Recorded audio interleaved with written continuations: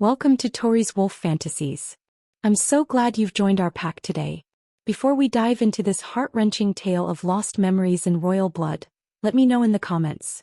Where in the world are you watching from? I love seeing how far our stories travel.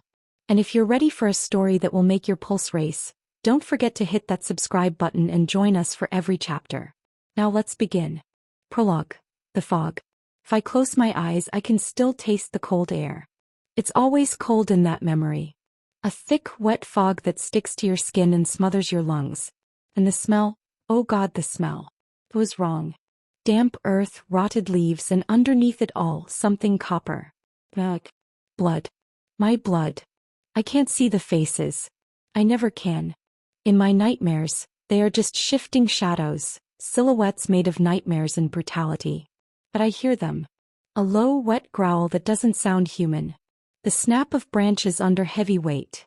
The swish of something massive moving through the brush. The first blow always lands before I know I'm being hunted. It hits me high, a glancing strike to my temple that sends me staggering. The world tilts. The fog spins. I remember fighting to stay upright, my hands clawing at the rough bark of a pine tree, my breath coming in jagged, desperate hitches. But I was already gone. My memory was already fracturing. I remember falling. The ground rushed up to meet me, hard and unyielding. The copper taste flooded my mouth. And then, nothing. For a second there is absolute, terrifying nothing. Then light. Too bright. It seeps under my eyelids like acid. It isn't the forest. It's clinical. Clean. The scent is chemical, sterile, hospital antiseptic. The shift is so sudden, so violent it makes my chest ache with a physical pain. Hospital, I think, my mind's slow and heavy. I'm in a hospital. But the terror hasn't left me. It's just changed form. She's awake. A voice hushed and serious. A man. Not the shadows. A real man in a white coat leaning over me. Mrs. Bennett? The name sounds alien. Bennett. It is my name, isn't it? I nod, but the movement sends a spike of fire through my head. The doctor looks at the nurse beside him. Their silent communication is worse than any scream. They are worried. They are pitying. Do you know why you are here? I close my eyes again, trying to grasp the shadow in the fog. But it vanishes the moment I touch it. I just remember the copper. I just remember the cold. No, I whisper. My throat is raw. My voice is just a papery rasp. The doctor sighs, and the sound is heavy enough to crush me. He reaches down and takes my left hand.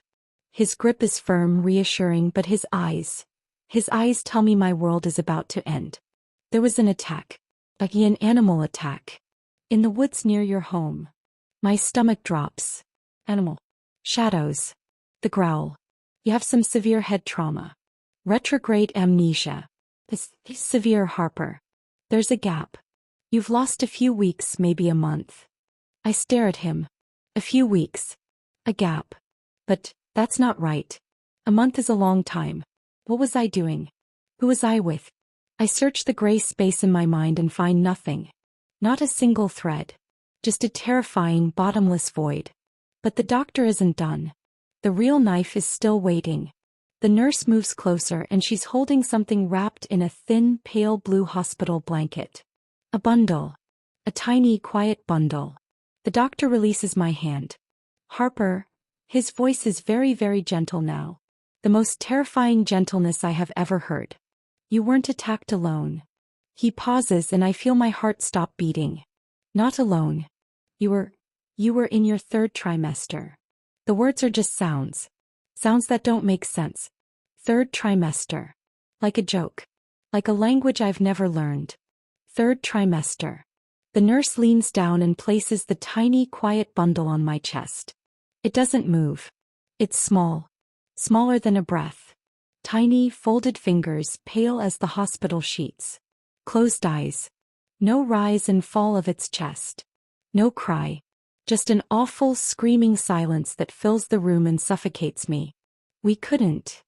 The doctor's voice cracks. We did everything, Harper. We couldn't save him. Him. A boy. My boy. A piece of my soul I didn't even know I had was just torn out of me before I even learned its name. The gap in my mind isn't a month. It's an eternity. I lost everything I didn't even know I was waiting for. I don't scream. I don't cry. I stop. I stop feeling the pain in my head. I stop hearing the machines. I stop smelling the antiseptic. I just stop.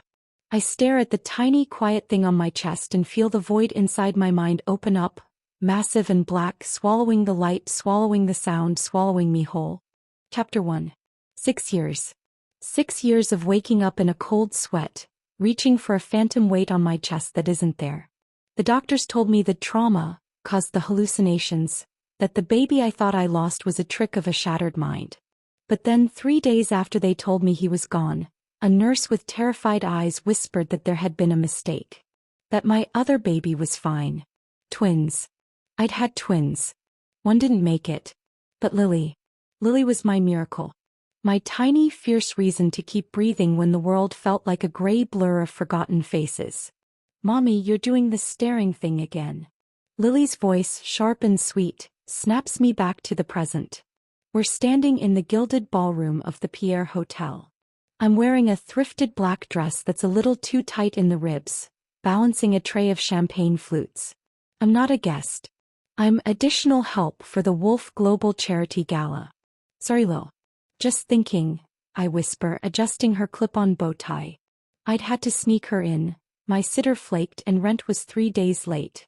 She's tucked behind a heavy velvet curtain in the service hallway, supposed to be coloring. Is that the king? She asks, pointing a sticky finger through the gap in the curtain. I follow her gaze and nearly drop the tray. At the center of the room, a sea of socialites parts like the Red Sea. Daniel Wolfe. I've seen him on magazine covers. The Steel CO, the man who bought half of Manhattan before he turned 30. But the photos don't capture the weight of him. He's tall, his suit charcoal gray and tailored so perfectly it looks like armor. His hair is dark, swept back from a face that looks like it was carved out of granite by someone who hated mercy. But it's his eyes that stop my heart. They aren't brown. They're a deep, burning amber that seems to track every movement in the room with predatory precision. My skin prickles. A weird, electric hum vibrates in my ears, the same feeling I get right before a massive thunderstorm. My lungs feel tight like the air in this room just got used up. He looks lonely, Lily decides, her brow furrowing in that way she gets when she's about to do something helpful. Lily, stay. Before I can grab her, she slips through the curtain. Lily. No. I hiss, but I can't scream. I'm a servant here. If I cause a scene, we don't eat next week. I watch in slow-motion horror as my 6-year-old daughter, dressed in a faded plaid jumper, marches right up to the most powerful man in the country. She stops 2 feet from him. The 3 models surrounding him go silent. His 2 massive security guards move to intercept, but Daniel raises a single hand. The room goes dead quiet. Lily looks up at him, completely unimpressed by the billions of dollars radiating off him. Excuse me, Mr. Wolfe? Daniel Wolfe looks down. His expression doesn't soften. If anything, he looks annoyed, like a lion being poked by a kitten. Yes. His voice is a low, resonant growl that vibrates right through the floorboards and up my spine. My mommy says you're the boss of everyone, Lily says clearly. But you don't have a lady. Do you want to date my mom? She's really pretty and she makes the best grilled cheese. I feel the blood drain from my face. My knees actually shake. The socialites start to titter. Someone stifles a laugh. Daniel's amber eyes scan the crowd, looking for the mommy in question. I try to hide behind a pillar, but it's too late. His gaze locks onto me. It isn't a normal look. It's like a physical blow. The air around him seems to shimmer. I see his nostrils flare. He takes a sharp, deep breath and suddenly his entire posture changes. The steel CO vanishes, replaced by something raw. Something wild. His hand grips the back of a nearby chair so hard the wood audible cracks. He doesn't look amused. He looks hunted. Who? Daniel rasps, his voice dropping an octave. Is she? One of the security guards leans in. Just wait, staff, sir. I'll have them removed. Touch her, Daniel snarls, and the sound is so primal, so violent, that the guard actually recoils, and I'll tear your arm off. The silence in the ballroom is now absolute. I'm frozen. My heart is hammering against my ribs, a frantic rhythmic thrumming. Run, my brain screams. Run back to the fog. But I can't move. Because as Daniel Wolfe starts walking toward me, his eyes glowing like embers in the dark, a memory, sharp and hot as a needle, flickers in the void of my mind. A pair of hands, large and warm, pressing me into a mattress. The scent of pine and rain. A voice whispering mine into the crook of my neck. I gasp, clutching my head as the tray of champagne finally slips. Crystal shatters across the marble floor, a million tiny diamonds as the Alpha King stops inches from my face. He smells like my dreams. He smells like the truth I forgot. Harper, he whispers. It's not a question. It's a claim. And then his gaze shifts down to Lily, who is smiling up at him. Daniel's face goes deathly pale. He reaches out, his fingers trembling as they hover near Lily's hair, and I see it. For just a second, his pupils bleed into the amber until his eyes are entirely gold. She has my scent, he breathes, his voice thick with a sudden, agonizing grief. How is she alive? The sound of shattering glass was still echoing in my ears when Daniel's shadow fell over me. Close, he was a mountain of a man. The heat coming off him was intense, a physical wall that made the air shimmer. I felt small, fragile, like a bird caught in a hurricane. I scrambled to my knees, my fingers grazing the broken glass. I didn't care about the cuts. I just needed to get Lily and get out. I'm so sorry, I stammered, my voice shaking so hard it barely sounded like mine. She's just a child, she didn't mean. Stop. The word wasn't a request. It was a command that vibrated in the marrow of my bones. My body obeyed before my mind could protest. I stayed frozen on the floor, looking up at him through the curtain of my hair. Daniel wasn't looking at the mess. He was looking at Lily. His chest was heaving, his expensive silk tie jumping with every erratic beat of his heart.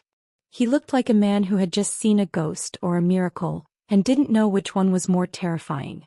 Lily, he said, the name sounding heavy and strange in his mouth. That's me. Lily chirped, entirely unaware that she'd just set the world on fire. She stepped closer to him, her small hand reaching out. The two guards behind Daniel made a move forward, their faces tight with alarm. Daniel didn't even turn around. He just bared his teeth in a silent, savage snarl that sent them stumbling back. It wasn't human. It was the look of a predator guarding its kill. Or a father guarding his cub. My heart did a painful somersault. Oh, that's impossible. I'd been told the father was a drifter, a shadow from a night I couldn't remember. I'd spent 6 years imagining a monster who'd abandoned me. I hadn't imagined him. Daniel slowly knelt on the marble floor, ignoring the champagne soaking into his $1,000 trousers. He reached out, his hand larger than Lily's entire head. With a tenderness that felt completely at odds with his terrifying aura, he tucked a stray hair behind her ear. Your eyes, he whispered. They're mine. They're green. Lily laughed. Yours are... They're changing. Mommy, look. His eyes are like the sun. Panic, sharp and cold, flared in my chest. I lunged forward, grabbing Lily by the waist and pulling her back into my lap. We have to go. Now. Harper, wait. Daniel's voice was raw, pleading. I don't know you, I lied, though my skin was screaming that I did. Every inch of me was reacting to him, a magnetic pull so strong it hurt. I'm just a waitress. Please don't fire me. I need this job. Daniel stood up, his height blocking out the light of the chandeliers. The vulnerability I'd seen for a second was gone, replaced by a terrifying, cold focus. He looked at the manager, who was scurrying over with a look of fury. She doesn't work for you anymore, Daniel said, his amber eyes never leaving mine. Mr. Wolfe, I am so sorry for the disturbance, the manager began. She works for me now, Daniel interrupted. He reached into his coat and pulled out a phone, his thumb flying across the screen. Rowan, get the car to the side entrance. Secure the perimeter. No one follows us. No one. He looked back at me, and for a heartbeat I saw the Alpha King, the man who ruled with iron and blood. You have questions, Harper. And I have 6 years of lies to tear down. You aren't going anywhere. You can't just take us. I cried, clutching Lily tighter.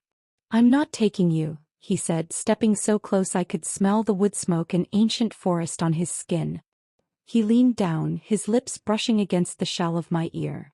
The contact sent a jolt of pure electric fire through my entire body. My breath hitched, my back arching instinctively toward his touch. I'm bringing you home, he whispered, his voice a low, possessive rumble. And God help anyone who tries to stop me this time. Chapter 3.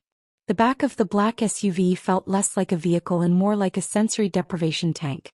It was too quiet, the glass too thick, the leather smelling of a wealth so deep it felt suffocating. Lily was fast asleep between us, her head resting on a velvet pillow one of Daniel's associates had produced out of thin air. I stared out the window at the blurred lights of New York, my heart a trapped bird hammering against the cage of my ribs. Every time the car jolted, my shoulder brushed Daniel's. Each contact felt like a brand, a hot, searing reminder that my body remembered him even if my mind remained a fractured mess. You're shaking, Daniel said. His voice didn't have the iron edge it had in the ballroom. It was low, vibrating through the seat and into my skin.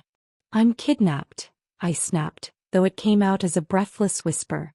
Usually people shake when they're being abducted by billionaire lunatics. I felt his gaze on the side of my face. It was heavy, a physical weight. I would never hurt you, Harper. Or her. Especially not her. I turned to look at him, my anger flickering like a candle in a gale. You don't even know her.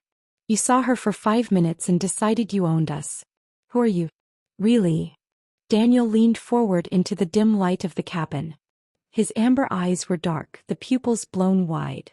I'm the man who woke up 6 years ago in a hotel suite covered in your scent and someone else's blood. I'm the man who spent 3 years burning down half the underworld looking for the woman who vanished from my bed. He reached out, his fingers ghosting over the pulse point at my wrist. I should have pulled away. I wanted to pull away. But my pulse leaped to meet him, a traitorous rhythm. They told me you were dead, Harper, he breathed. His thumb traced the underside of my wrist, a slow, sensual pressure that made my toes curl. They told me the woman from the summit was a plant, an assassin who failed and was disposed of. I smelled the ash. I believed the lie.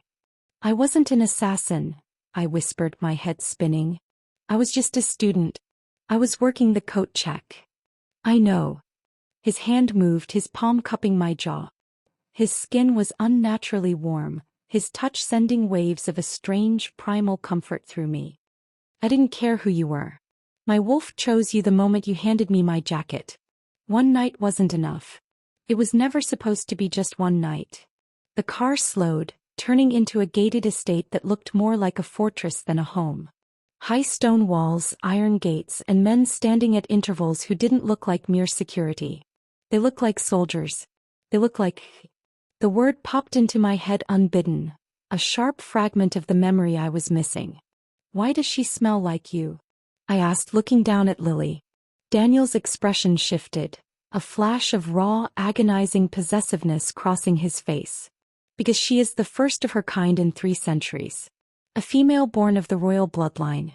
My blood. The car stopped. The silence that followed was heavy with the things he wasn't saying. He got out and opened my door, offering a hand. I ignored it, sliding out on my own, but as my feet hit the gravel, the world suddenly tilted. A flash of the fog returned. The smell of copper. The sound of a bone-chilling howl. I stumbled, my knees buckling.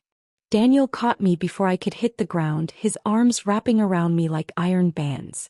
He pulled me flush against his chest, and for a second the terror vanished. I felt safe.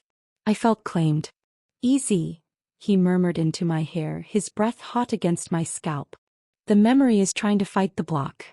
Don't force it. Why can't I remember you? I sobbed into his expensive suit, my fingers clutching the fabric. If you loved me, why is there nothing but cold? He pulled back just enough to look into my eyes. The gold in his gaze was swirling, a hypnotic storm of amber and honey.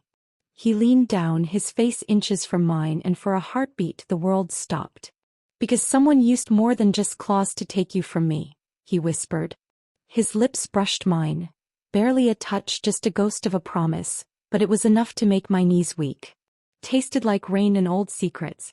It felt like coming home after a lifetime in the dark. But I'm the king, he growled against my mouth, his grip tightening. And I'm taking back what's mine. Behind us, a low, ominous howl echoed from the woods surrounding the estate. It wasn't a welcome. It was a challenge. Daniel stiffened, his head snapping toward the trees, his eyes glowing a fierce, terrifying gold. He tucked me behind him, his entire body rippling with a power that felt less like a man and more like a storm about to break. Rowan, Daniel barked as his beta emerged from the shadows of the house. Get them inside. The Silver Fangs are already here. Chapter 4. The interior of Daniel's estate was a cathedral of dark wood and cold stone. It felt ancient, the air vibrating with a low-frequency hum that made the hair on my arms stand up. Rowan, the man with the scarred face and eyes like flint, didn't ask questions. He scooped Lily up, still miraculously asleep, and headed for the upper floors with a speed that shouldn't have been humanly possible. Wait. Lily. I moved to follow, but Daniel's hand caught my waist, pulling me back. She's safe, Harper.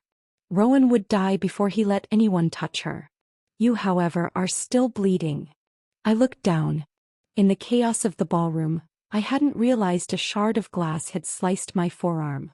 A thin line of crimson was soaking into my sleeve. Daniel's eyes tracked the movement of the blood with an intensity that made my breath hitch. His nostrils flared, his pupils devouring the amber of his irises until they were twin pits of darkness. It's just a scratch, I whispered, but my voice failed me as he led me into a small, dimly lit library. He didn't grab a first aid kit. He sat me on the edge of a mahogany desk and stood between my knees, his presence overwhelming. He took my arm, his touch deceptively gentle as he pushed my sleeve up. You smell of her, he murmured, his voice dropping into that primal, chest-deep register. But underneath the child, you smell of the forest. Of the night we met. He leaned down, his face hovering just inches from the cut. I expected him to wipe it away. Instead, he closed his eyes and inhaled sharply. The tension in his body was a physical thing, a coiled spring of muscle and heat. Daniel, I breathed, my heart thumping a frantic rhythm against my ribs. He looked up, and the hunger in his gaze was so raw it was dizzying. I spent 6 years thinking I was a widower, Harper. I lived in a world of gray. And then you walked into that room tonight smelling like a miracle, and my wolf. He wants to tear the world apart for letting you suffer. He reached out, his thumb grazing my lower lip. It was a slow, deliberate movement that made my mouth ache for more. Do you remember the hotel, Harper? The balcony? The way the moon looked like a silver coin? A flash hit me, a jagged, white-hot spark in the dark. The smell of expensive cologne and wild pine. A hand tangling in my hair. The sensation of being lifted, my legs wrapping around a powerful waist. I gasped, my head reeling. I remember the moon. And your eyes. They weren't amber then. They were gold. Just like tonight. Daniel's hand moved to the back of my neck, his fingers sliding into my hair, anchoring me to him.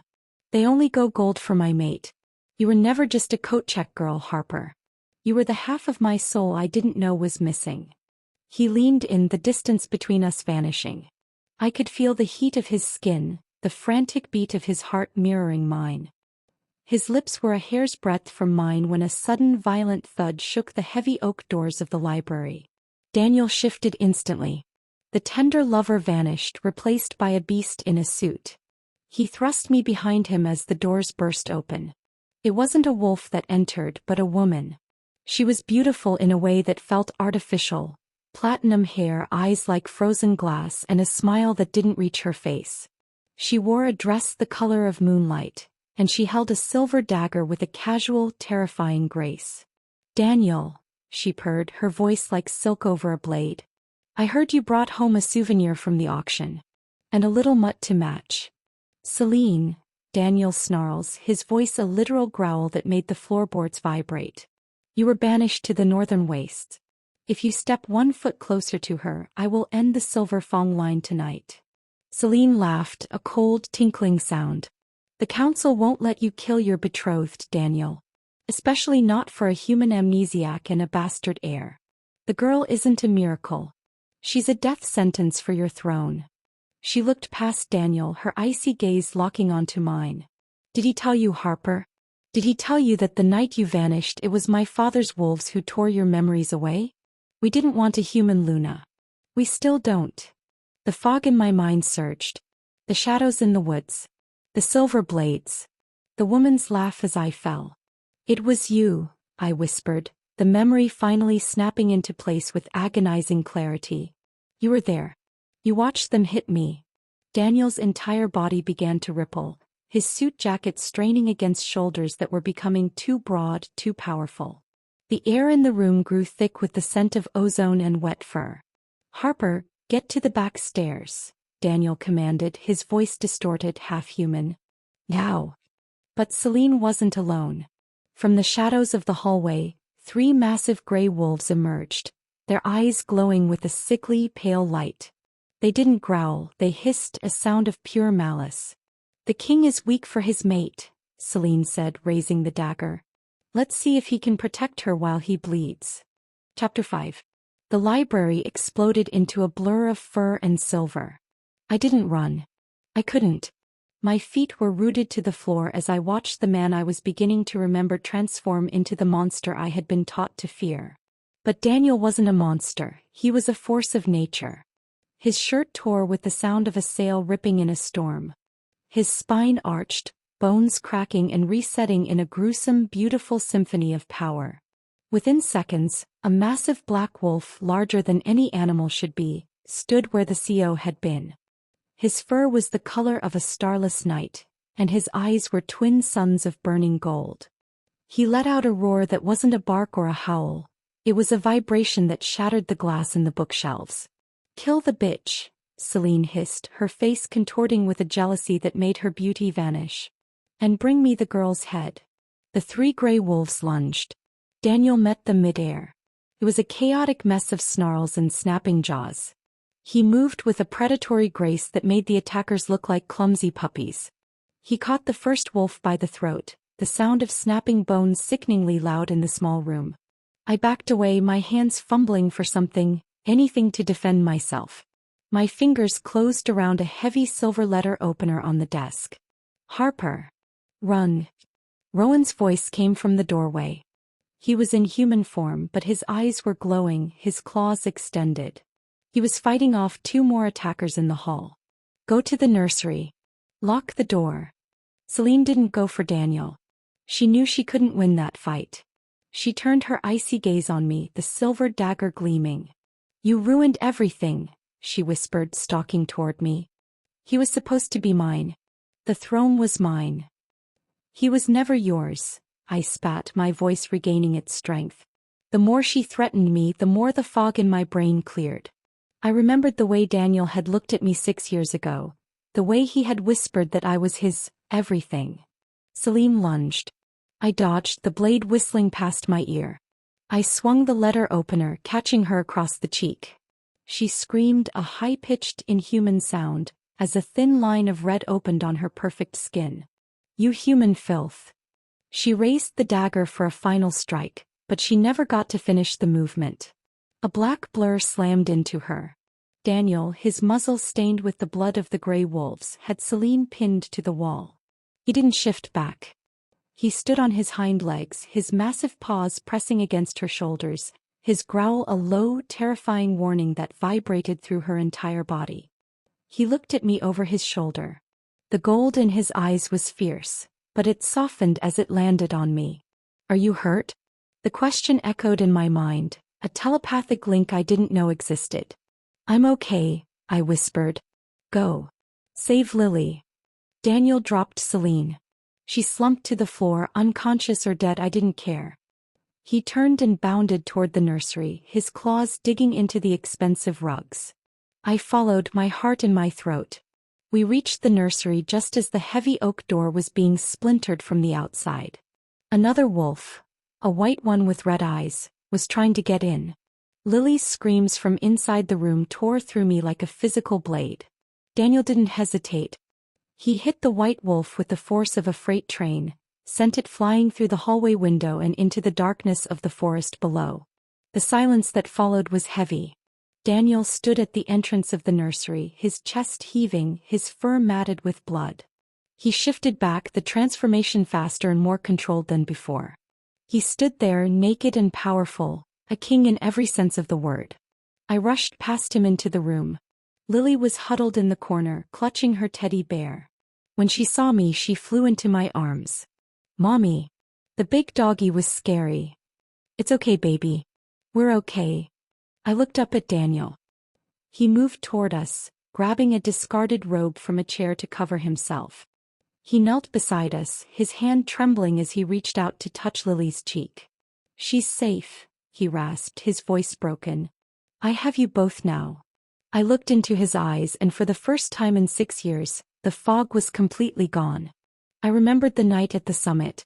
I remembered the way he had held me. And I remembered the secret I had been carrying before the attack. "Daniel," I whispered, my voice thick with emotion. "There's something you need to know. About the night I was taken." He stilled. "What is it?" "Lily. She wasn't the only one. I was carrying twins." Daniel's face went deathly pale. "Twins? A boy. They told me he died in the hospital. But Celine, she said they took my memories. What if they took him too?" Daniel's amber eyes flared with a new, even more terrifying fire. The Alpha King wasn't just protecting his mate and daughter anymore. He was going to find his son. Chapter 6, The King's Vow. The nursery was silent, save for the sound of our breathing. Outside, the sounds of battle were fading, replaced by the mourning howls of the defeated. But inside these walls, a new war was beginning. One built on a hope so fragile it felt like it might shatter the moment I spoke it. "A son," Daniel whispered. The word seemed to ground him, pulling him out of his battle trance. He looked at Lily, then back at me, his eyes searching mine with a desperation that broke my heart. "You're sure, Harper? Twins?" "I felt them, Daniel. Before the fog. Before the cold. I felt 2 heartbeats." I clutched Lily tighter to my chest. "The hospital. They showed me a body. A tiny quiet thing. But if Celine's father was there, if they could erase a whole month of my life, they could have swapped a baby." Daniel stood up, the silk robe billowing around his powerful frame. He didn't look like a CEO anymore. He looked like an ancient god of vengeance. He walked to the window, looking out over the dark expanse of the North American territories he ruled. "Rowan," he roared. The beta appeared in the doorway seconds later, his shoulder bleeding, his face grim. "The perimeter is secure, Alpha. Celine's father has retreated, but we have prisoners. Take them to the lower cells," Daniel commanded, his voice vibrating with a lethal edge. "And call the elders.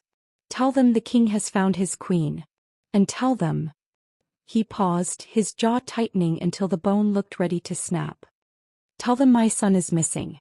If a single pack in this country is hiding a child of my blood, I will burn their lands to ash." Rowan's eyes widened, but he bowed deeply. "By your command, Alpha King." Daniel turned back to me. The moonlight caught the gold in his eyes, making them glow with a soft, protective warmth. He walked over and sat on the edge of the bed, reaching out to pull both Lily and me into his lap. Lily had fallen back into a light, exhausted sleep, her small hand curled into Daniel's robe. He looked down at her with a look of such pure, uncomplicated love that it made my eyes sting. "I'm sorry," I whispered, leaning my head against his shoulder. His skin was still hot from the shift, the scent of him, rain, pine and man, wrapping around me like a blanket. "I'm sorry I forgot. I'm sorry I let them take him." "No." He tilted my chin up, forcing me to look at him. His thumb traced my lower lip, a slow, sensual pressure that sent a shiver of longing through my body. Even now, in the wreckage of a battle, the pull between us was undeniable. "You survived, Harper. You kept our daughter alive in a world that wanted you dead. You are the strongest Luna this pack has ever seen." He leaned down, his forehead resting against mine. "I spent 6 years in the dark, thinking my heart was buried in an unmarked grave. But you brought the sun back tonight." He closed the distance between us. The kiss wasn't like the ghost of a touch from the car. This was a claim. It was deep, slow, and tasted of ancient promises. His lips were firm but yielding, his tongue grazing mine in a way that made my entire body hum with a forgotten electricity. It was as if he was pouring his very soul into me, sealing the gaps in my memory with the heat of his skin. When he pulled back, we were both breathless. "I won't stop until our family is whole," he promised, his voice a low, possessive rumble against my neck. "And I won't ever let you vanish again. You're my mate, my queen, my life." I looked at the man who was both a billionaire and a beast, a CEO and a king. The road ahead was going to be dangerous. There were enemies in the shadows and a son to find in a world that didn't want us to exist. But as Daniel wrapped his arms around us, his heart beating a steady, powerful rhythm against mine, I knew the fog would never come back. The Alpha King had his daughter. He had his mate. And heaven help the person standing between him and his son. This concludes the story. Thank you so much for joining me on Tori's Wolf Fantasies. Did you love the ending? Do you think they'll find the prince in the next story? Don't forget to like, subscribe, and comment your favorite part below. Until next time, stay wild.